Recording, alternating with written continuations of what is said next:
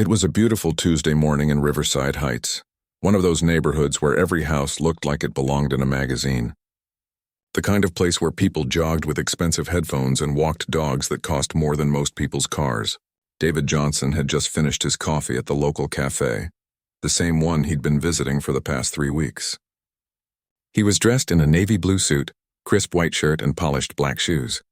Anyone looking at him would see a successful businessman, maybe a lawyer or consultant heading to an important meeting.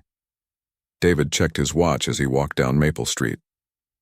He had about 20 minutes before his next appointment, which gave him just enough time to complete his morning routine. For the past month, he'd been following the same pattern every Tuesday and Thursday. Coffee at 9, walk through the neighborhood, observe and take mental notes. It was all part of his job, though nobody in this quiet suburb knew exactly what that job was. The morning sun cast long shadows between the perfectly manicured houses. David noticed Mrs. Peterson watering her roses just like she did every Tuesday. Mr. Chen was loading his briefcase into his Tesla, running exactly 7 minutes late as usual. Everything was predictable in Riverside Heights, which is exactly why David found it so interesting. Officer Thompson was having a rough morning. His coffee had gone cold, his radio kept crackling with static, and his supervisor had already called twice about paperwork he forgot to file. 23 years on the force, and he still felt like nobody appreciated the work he did. He was cruising down Maple Street in his patrol car when he spotted something that made him slow down. A black man in an expensive suit walking through his neighborhood. Thompson's jaw tightened as he watched David stroll casually past the million-dollar homes. In Thompson's mind, this didn't add up. What was someone like that doing in a place like this? He'd seen this pattern before, or at least he thought he had. Well-dressed strangers checking out houses, looking for security weaknesses, planning their next move. Thompson pulled his patrol car to the curb and stepped out. His hand instinctively moved to rest on his radio as he approached David from behind. "Excuse me?" Thompson called out, his voice carrying that unmistakable tone of authority that cops learn early in their careers. "I need to speak with you." David turned around slowly, his expression calm and professional. He'd heard that tone before, many times actually. "Good morning, officer. How can I help you?" Thompson studied David's face, looking for signs of nervousness or guilt. When he didn't find any, it only made him more suspicious. "What's your business in this neighborhood?" "I'm just taking a walk after having coffee," David replied politely. "Is there a problem?" "That depends," Thompson said, stepping closer. "You live around here?" David paused for a moment. This was always the tricky part. "No, I don't live in this specific neighborhood." Thompson's eyes narrowed. "Then what are you doing here?" "This isn't exactly a tourist destination." "I had coffee at the cafe on Main Street," David explained, keeping his voice steady. "I enjoy walking through different neighborhoods. It's a nice morning for it." "Uh-huh." Thompson wasn't buying it. In his experience, people didn't just randomly walk through neighborhoods they didn't live in, especially not people who looked like they didn't belong. "I'm going to need to see some identification." David reached slowly into his jacket pocket, making sure to keep his movements visible and non-threatening. He'd done this dance before, though never quite like this. He pulled out his wallet and handed over his driver's license. Thompson examined the ID carefully. David Johnson, age 37, address in downtown Metro City. That was 40 minutes away. "You drove 40 minutes just to take a walk?" "I had business in the area," David said simply. "What kind of business?" David hesitated. This was where things always got complicated. "I'd prefer not to discuss the details of my work." That was exactly the wrong answer. Thompson's suspicion meter went from yellow to red. "Well, I'd prefer if you did discuss them. We've had some break-ins in this area recently. Houses being cased during the day by people who don't belong here. I understand your concern, officer, but I can assure you I'm not involved in any criminal activity." Thompson studied David's calm demeanor. Most guilty people got nervous when questioned. They started sweating, stammering, looking around for escape routes. But this guy was different. He was too calm, too composed. It was like he'd been through this before. "Here's what's going to happen," Thompson said, his voice taking on a harder edge. "You're going to turn around and put your hands on that fence while I check you for weapons." David's eyebrows raised slightly. "Am I under arrest?" "What's the charge?" "You match the description of a suspect in recent burglaries. Medium height, well-dressed black male, approximately 30 to 40 years old. David almost smiled at how generic that description was, but he kept his expression neutral. "Officer, I think there might be a misunderstanding here." "Turn around and put your hands on the fence," Thompson repeated, his hand moving to his handcuffs. David knew he had a choice to make. He could reveal who he really was and end the situation immediately. But that would compromise everything he'd been working on for the past month. All the careful planning, all the evidence he'd been gathering, it would all be wasted. He looked at Thompson's body camera, noting that the red light was blinking. "Perfect. I'd like to know what specific crime you suspect me of committing," David said calmly. Thompson was getting frustrated. Most people would have complied by now, but this guy kept asking questions like he knew his rights. "I don't have to explain anything to you. Turn around now, or I'll add resisting arrest to your charges." David raised his hand slowly and turned to face the white picket fence. He felt Thompson's hands roughly patting him down, checking for weapons or contraband. The irony of the situation wasn't lost on him. If Thompson only knew what David's real job was, he'd probably faint right there on the sidewalk. "What's this?" Thompson asked, pulling David's phone from his pocket. "My cell phone," David replied.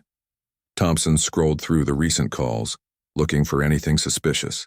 He didn't recognize any of the numbers, but that didn't mean anything. Criminals were getting smarter about covering their tracks. Mrs. Peterson had stopped watering her roses and was watching the scene unfold from her front yard.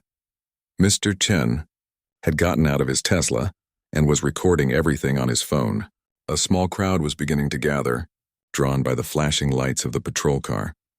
"I'm placing you under arrest for suspicious activity and possible involvement in recent burglaries," Thompson announced, pulling out his handcuffs. David felt the cold metal close around his wrists.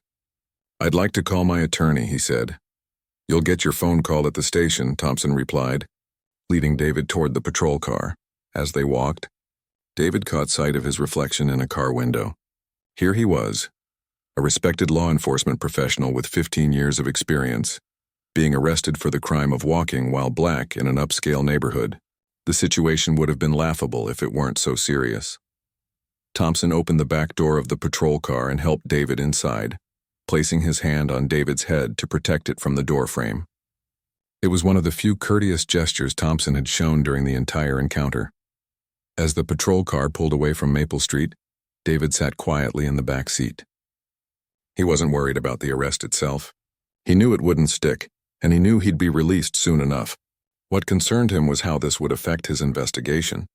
Months of careful work could be compromised because one officer couldn't see past his own prejudices. But as David watched Thompson in the rearview mirror, he realized something important.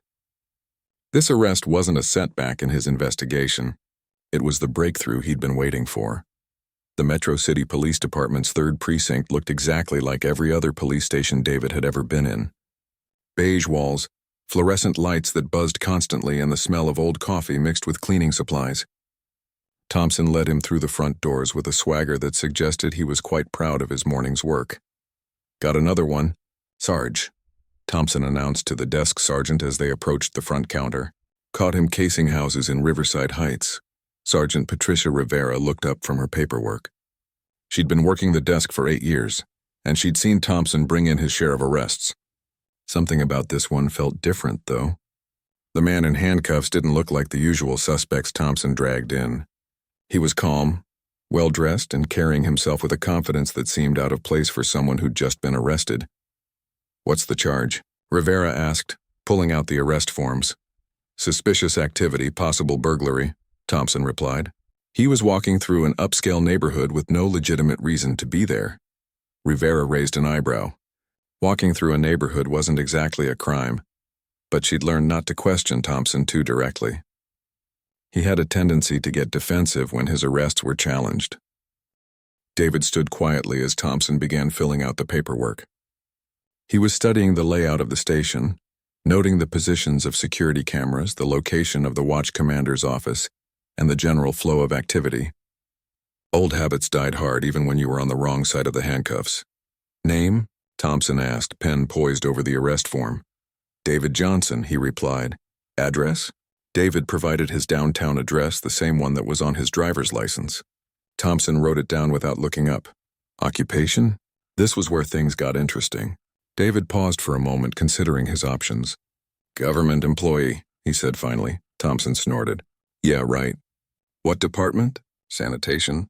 I'd prefer to discuss that with my attorney, David replied. Rivera watched this exchange with growing interest. Most people arrested for minor charges were either angry, scared, or trying to talk their way out of trouble. This David Johnson was doing none of those things. He was answering questions directly and calmly, like someone who'd been through this process before. Book him, Thompson told Rivera. I'm going to write up my report. As Thompson walked away toward his desk, Rivera began the booking process. She took David's fingerprints, noting that his hands were clean and well-maintained. No calluses from manual labor, no ink stains, no obvious signs of a criminal lifestyle. You have the right to make one phone call, Rivera informed him as she led him to a holding cell. I'd like to make that call now, if possible, David said. Rivera hesitated. Usually they processed the paperwork first and allowed phone calls later. But something about this arrest wasn't sitting right with her. Give me a few minutes to get the phone ready. The holding cell was small and stark, with a metal bench and a toilet that had seen better days. David sat down and waited patiently. He could hear Thompson at his desk, talking loudly to anyone who would listen about his successful arrest. You should have seen this guy, Thompson was saying, walking through Riverside Heights like he owned the place. Classic case of someone casing houses for a burglary. These people think they can just walk into any neighborhood they want. Officer Mike Rodriguez, no relation to the sergeant, looked up from his computer. Did you actually see him do anything illegal? He was acting suspicious, Thompson replied. Wrong place, wrong time, wrong... You know. Rodriguez knew exactly what Thompson meant, and it made him uncomfortable. He'd worked with Thompson for 3 years and had noticed a pattern in his arrests. There was always something that didn't quite add up. Always some detail that made Rodriguez question whether the arrest was really necessary. Meanwhile, Rivera was setting up the phone for David's call. She'd been thinking about the arrest since Thompson brought him in, and the more she thought about it, the more questions she had. She decided to do a little checking on her own. First, she ran David's name through the criminal database. Clean record, not even a traffic ticket. Then she checked the recent crime reports from Riverside Heights. There had been 2 break-ins in the past month, both during the evening hours when most residents were at work. Neither suspect was described as well-dressed or professional-looking. Rivera also noticed something else interesting. She pulled up Thompson's arrest records for the past year and started looking for patterns. What she found made her stomach turn. 80% of Thompson's arrests were of Black or Hispanic men, often for vague charges like suspicious activity or disorderly conduct. Most of the charges were later dropped or resulted in minimal fines. Sergeant Rivera, David called from the holding cell. I'm ready to make my phone call. Rivera brought the phone over to the cell, extending the cord through the bars. She stayed close enough to hear the conversation, partly for security reasons and partly because her curiosity was getting the better of her. David dialed a number from memory. The phone rang twice before someone answered. Commissioner's office, this is Janet. Rivera's eyes widened. The commissioner? As in the police commissioner? This is Detective Johnson, David said into the phone. I need to speak with the commissioner immediately. It's regarding Operation Spotlight. Rivera felt her blood run cold. Detective Johnson? Operation Spotlight? She'd heard whispers about Operation Spotlight around the station. Something about an internal investigation, but she didn't know any details. Hold on, Detective, the voice on the phone said. I'll get him right away. While David waited on hold, Rivera's mind was racing. If this man was really a detective, then Thompson had just arrested a fellow police officer. And not just any officer, but one who was apparently working on some kind of special operation. Detective Johnson? A new voice came on the line, deeper and more authoritative. What's your status? I've been arrested by Officer Thompson from the 3rd Precinct, David said calmly. I'm currently in holding. The operation may be compromised. Rivera couldn't hear the commissioner's response, but she could see David nodding as he listened. No, sir. I don't think that's necessary yet, David continued. Let me see how this plays out. It might actually work in our favor. The conversation lasted another minute before David hung up. He looked at Rivera, who was staring at him with a mixture of shock and concern. Sergeant Rivera, David said quietly, I think we need to talk. Rivera glanced around the station. Thompson was still at his desk, bragging about his arrest to anyone who would listen. The watch commander was in his office with the door closed. None of the other officers seemed to be paying attention to what was happening in the holding area. "Are you really a detective?" Rivera whispered. David nodded. "Internal affairs. I've been investigating complaints about racial profiling in this precinct for the past 6 weeks." Rivera felt like she might be sick. Thompson doesn't know? Nobody knows except the commissioner and a few people downtown. This arrest? It's exactly the kind of thing we've been looking for. Rivera looked back at Thompson, who was now showing his arrest report to another officer. "What do you need me to do?" "For now, nothing," David said. "Let the process play out normally. Don't treat me any differently than you would any other arrestee. But I may need your help later." Rivera nodded, her mind still reeling from this revelation. She'd always suspected that Thompson's arrest patterns were problematic, but she'd never imagined that Internal Affairs was actively investigating the precinct. As she walked back to her desk, Rivera tried to act normally.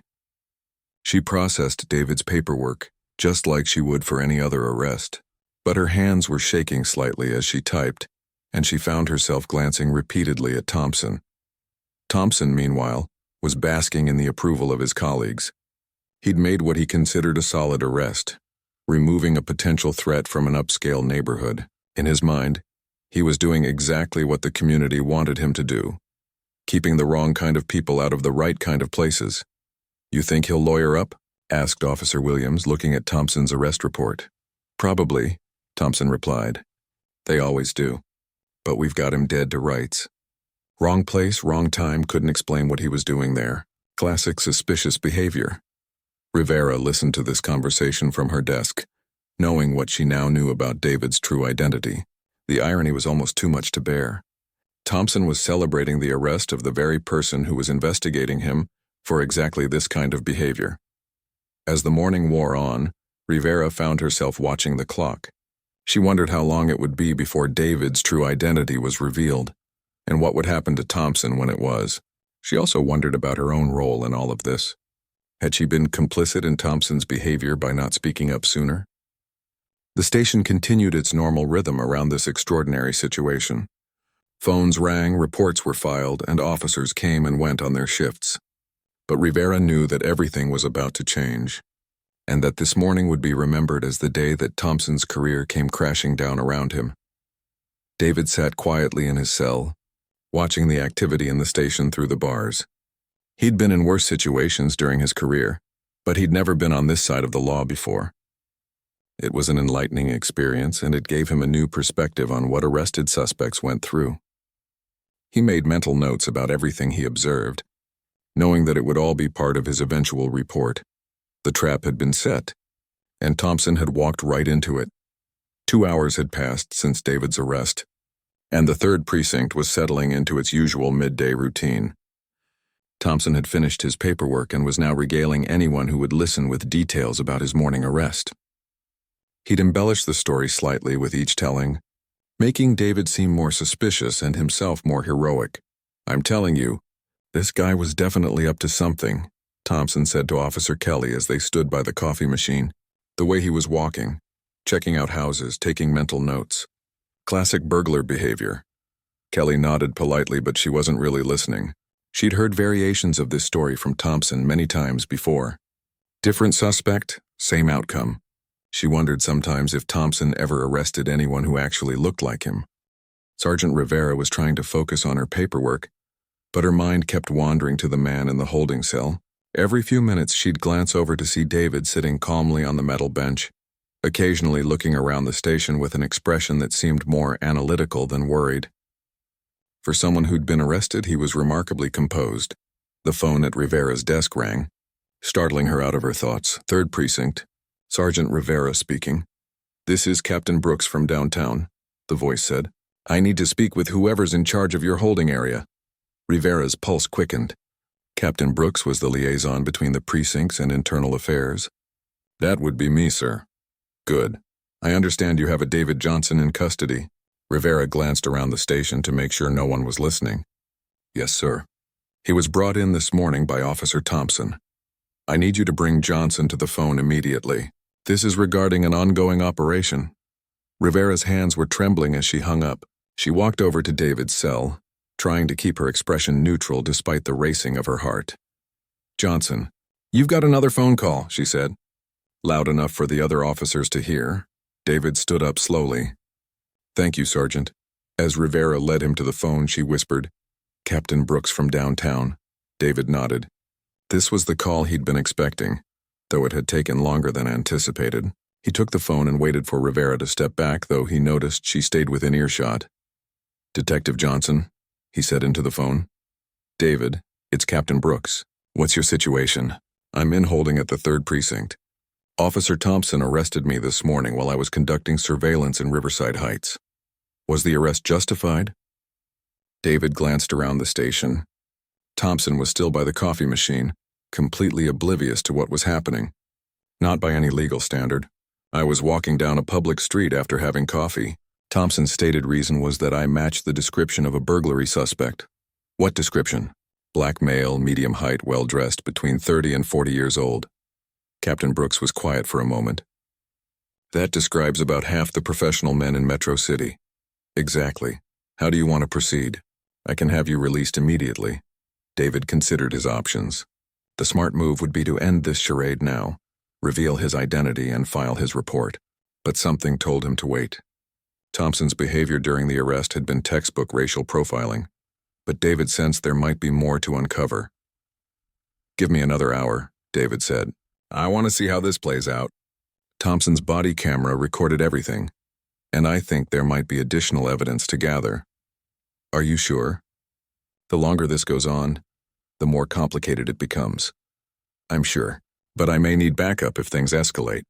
Understood. Check in again in 1 hour. David hung up the phone and looked at Rivera. Thank you, Sergeant. As Rivera led him back to the cell, she couldn't help but ask, How long have you been working this case? 6 weeks, David replied quietly.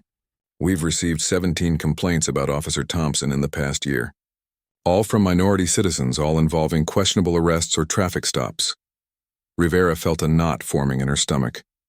She'd seen some of those arrests, had processed the paperwork, had wondered about the patterns. But she'd never spoken up, never questioned the system. Now she realized her silence might have made her complicit. What happens next? She asked.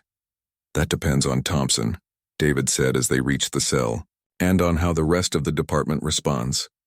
As David settled back onto the bench, Rivera returned to her desk with a heavy heart. She pulled up Thompson's arrest records again, this time looking more carefully at the details. The pattern was even clearer than she'd initially realized.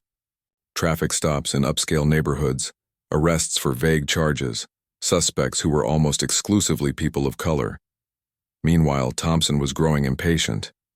It had been 2 hours since the arrest, and he wanted to move forward with the booking process. He approached Rivera's desk with his usual swagger. Hey, Sarge, when are we going to finish processing that suspect? I want to get him transferred before my shift ends.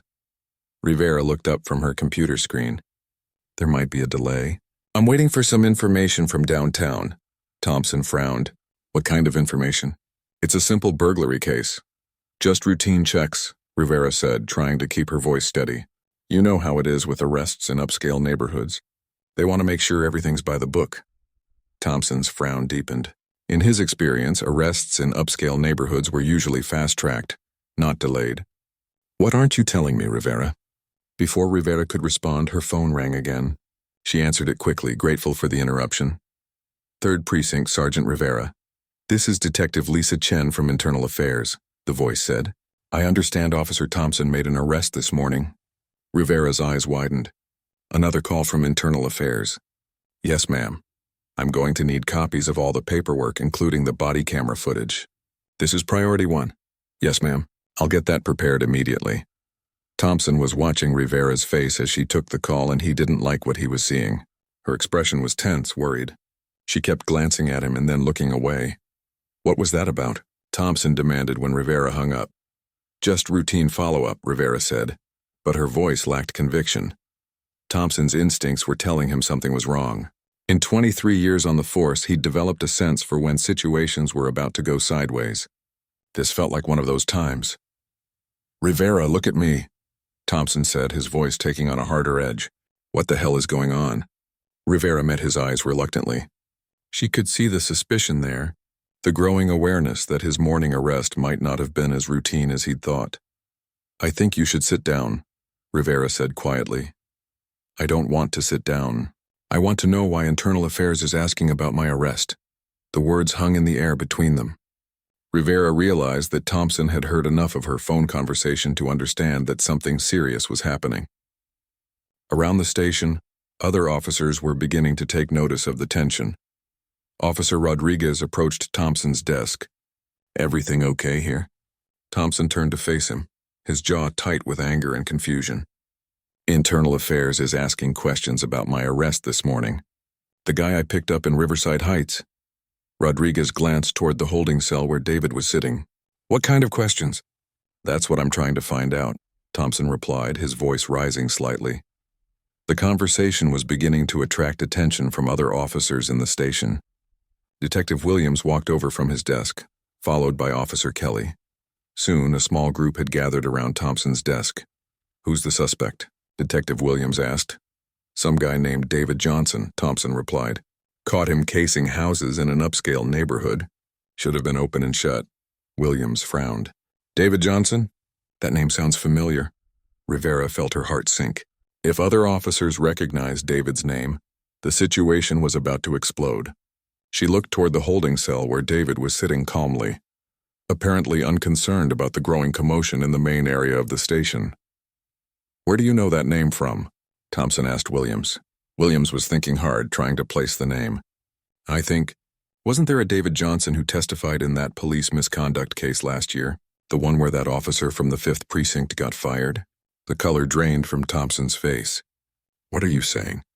I'm saying maybe you should find out exactly who you arrested before this goes any further.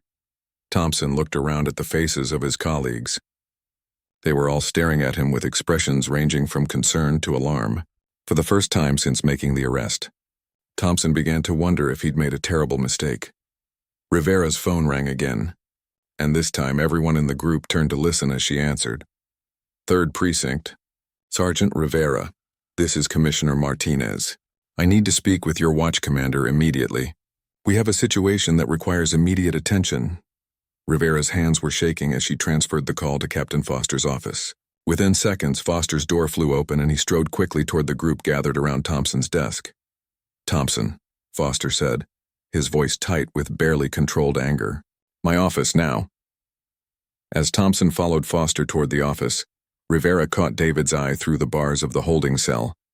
He gave her an almost imperceptible nod, as if to say that everything was proceeding according to plan. The trap was about to spring shut. Captain Foster's office felt smaller than usual as Thompson sat across from his supervisor's desk. The captain was on the phone with Commissioner Martinez, speaking in low, urgent tones. Thompson could only catch fragments of the conversation, but what he heard made his stomach churn. Yes, sir, I understand. No, Thompson has no idea. Right away, Commissioner. Foster hung up the phone and stared at Thompson for a long moment. 23 years of experience told Thompson that this was the look supervisors gave you right before your career ended. Bob, Foster said, using Thompson's first name for the first time in years. I need you to tell me exactly what happened this morning. Every detail from the moment you first saw this David Johnson. Thompson shifted uncomfortably in his chair. I already wrote it all up in my report, Captain. Guy was walking through Riverside Heights, acting suspicious. Couldn't give me a good reason for being there. Matched the description of recent burglary suspects. What description specifically? Thompson hesitated. When he'd made the arrest, the description had seemed clear in his mind. Now, under Foster's intense scrutiny, it seemed much less solid.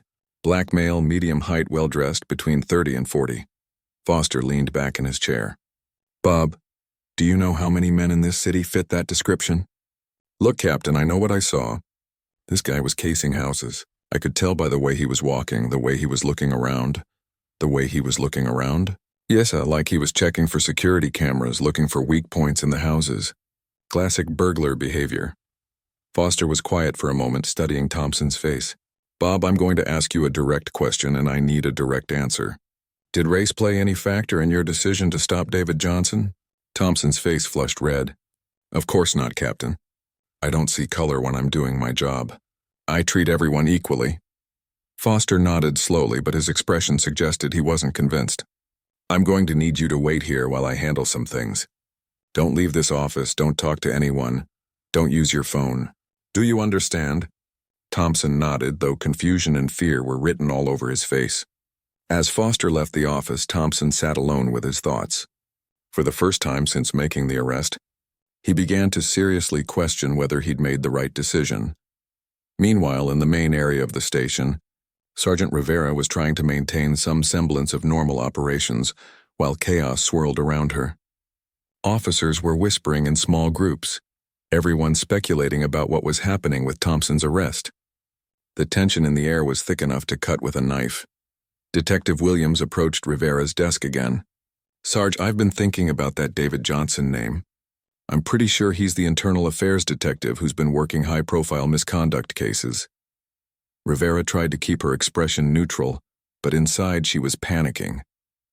If word got out about David's real identity, before the proper authorities could handle the situation, it could compromise the entire investigation.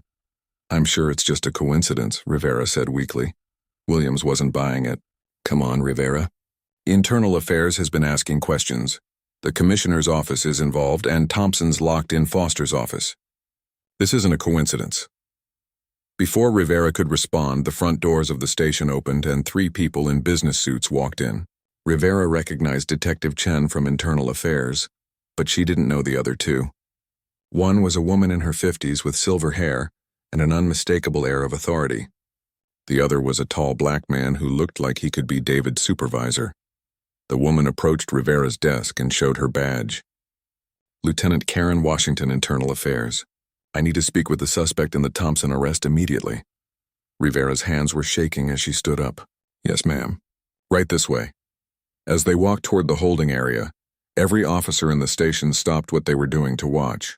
The arrival of Internal Affairs brass was never a good sign, and everyone knew that careers could end on days like this. David looked up as the group approached his cell. He recognized Lieutenant Washington immediately, though they'd never worked together directly. She was a legend in Internal Affairs, known for her thorough investigations and her refusal to let misconduct slide, regardless of who was involved. Detective Johnson, Washington said formally. Are you all right? I'm fine, Lieutenant, David replied, standing up. Though I think we have enough evidence to move forward with the case. The tall black man stepped forward. Detective Johnson, I'm Deputy Commissioner Clark. The commissioner sends his apologies for how long this has taken to resolve. Rivera was listening to this exchange with growing amazement. Not only was David really an internal affairs detective, but he was apparently working a case that went all the way up to the commissioner's office. Sergeant Rivera, Lieutenant Washington said, turning to face her. I understand you've been very professional in handling this situation. We appreciate your discretion. Rivera nodded, not trusting herself to speak. Now, Washington continued, we need to review all the evidence from this morning's arrest. Body camera footage, arrest reports, witness statements, everything. Detective Chen stepped forward with a tablet computer. I've already pulled Thompson's body camera footage. Would you like to review it now? Washington nodded. Let's see what we're dealing with. Chen queued up the video and held the tablet so everyone could see. The footage began with Thompson spotting David on Maple Street and deciding to investigate.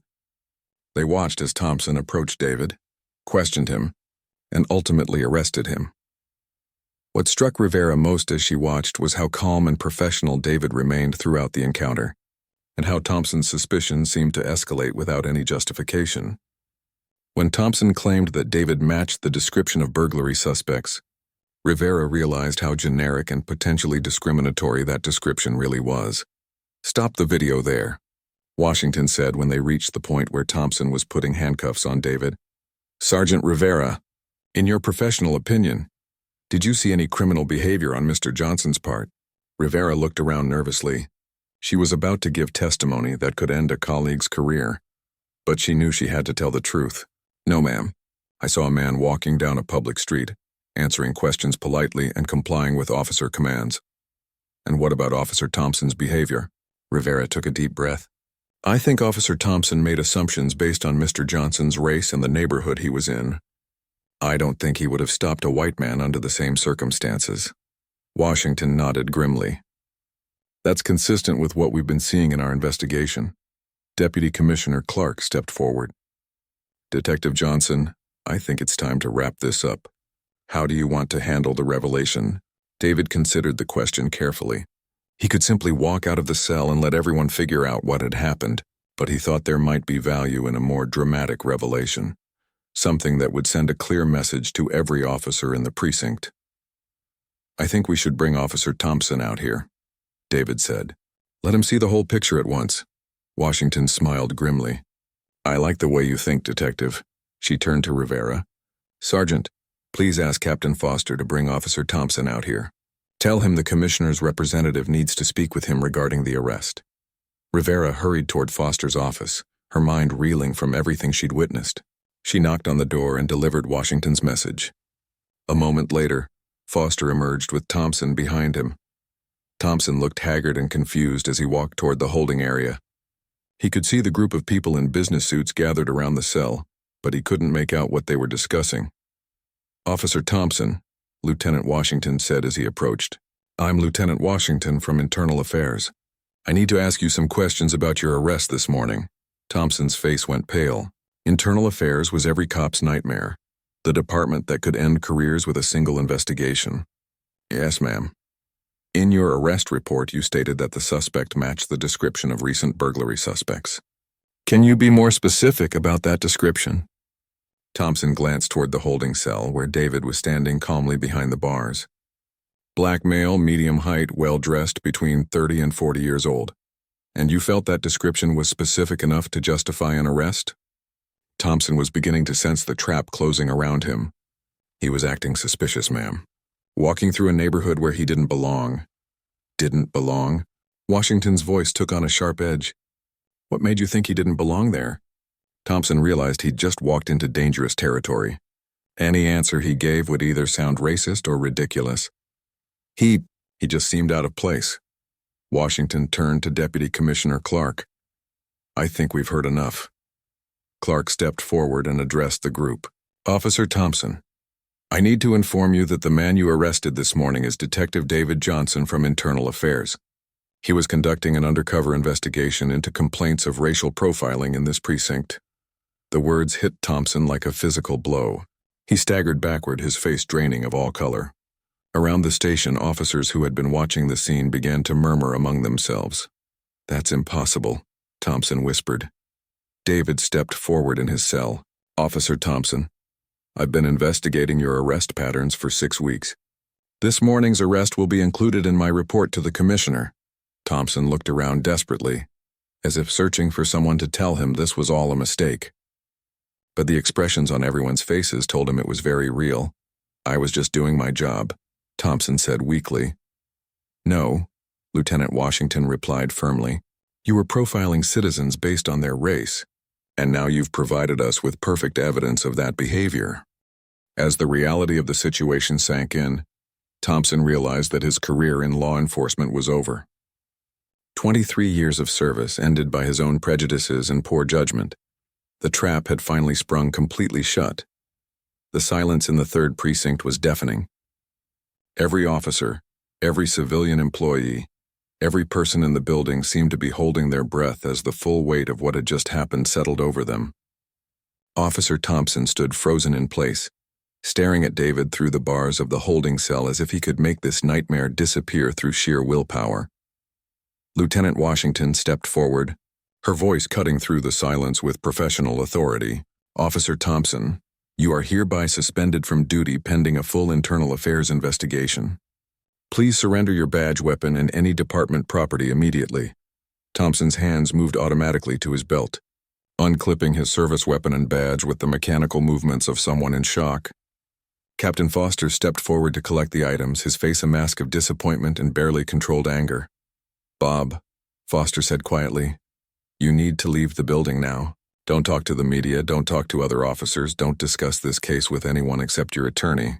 Do you understand? Thompson nodded numbly. 23 years of his life gone in an instant. As he walked toward the exit, his fellow officers stepped aside to let him pass. Some looked away in embarrassment. Others watched with a mixture of sympathy and relief that it wasn't them facing this situation. Deputy Commissioner Clark turned to address the room. "Ladies and gentlemen, I want everyone to understand what happened here today. Detective Johnson was conducting a legitimate investigation into complaints of racial profiling. This morning's events will be thoroughly reviewed, and appropriate action will be taken." He paused, looking around at the assembled officers. "Let me be absolutely clear. Discriminatory policing will not be tolerated in this department.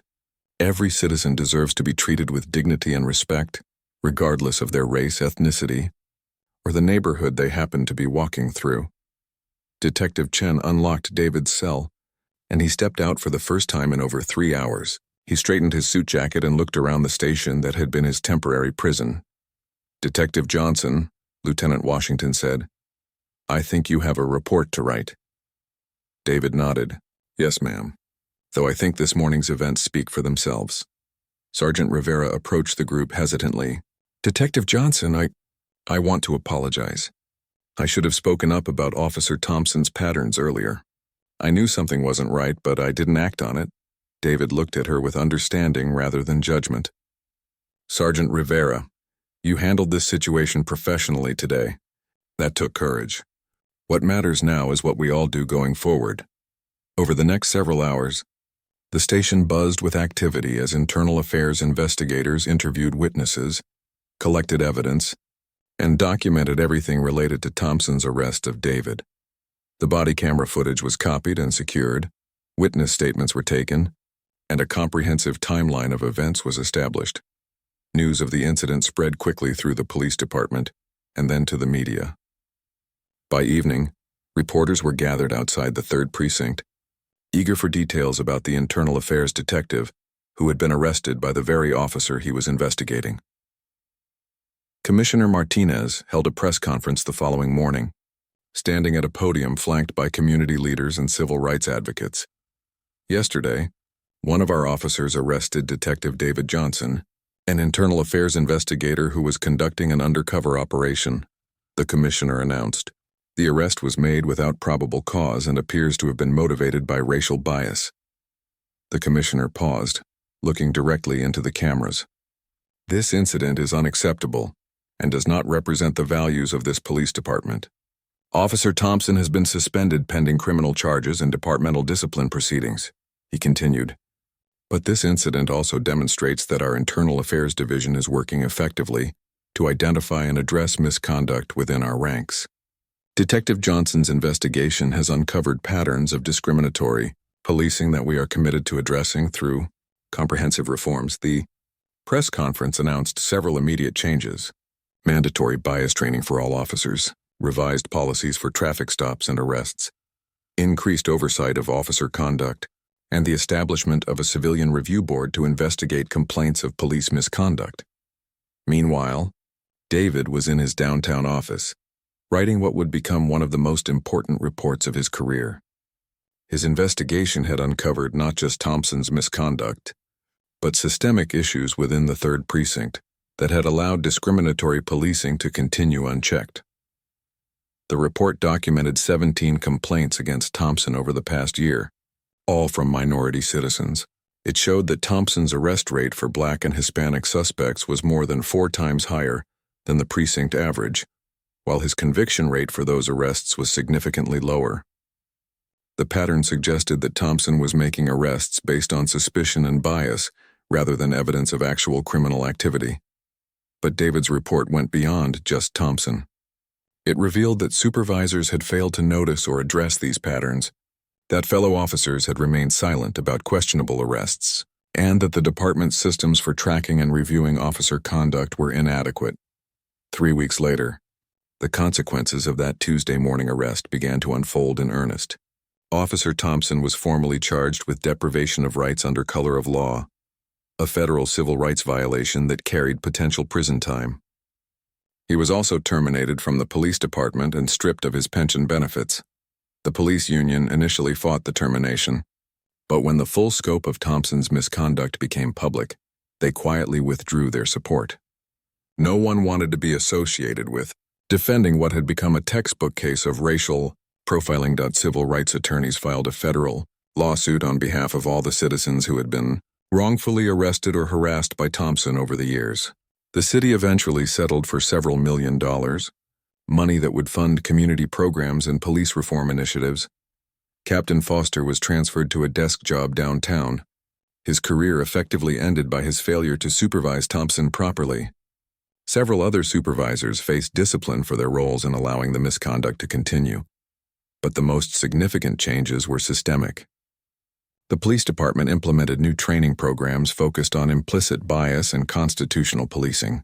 Officers were required to document the specific facts that justified every stop and arrest, not just vague descriptions of suspicious behavior.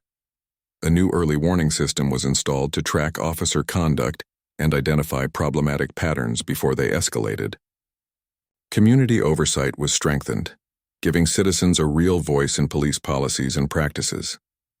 6 months after the arrest, David received a commendation from the commissioner for his outstanding work on the investigation. But the award ceremony was bittersweet, held against the backdrop of ongoing tensions between the police and the community. Detective Johnson's work reminds us that good policing requires good police officers to hold their colleagues accountable, Commissioner Martinez said as he presented the award.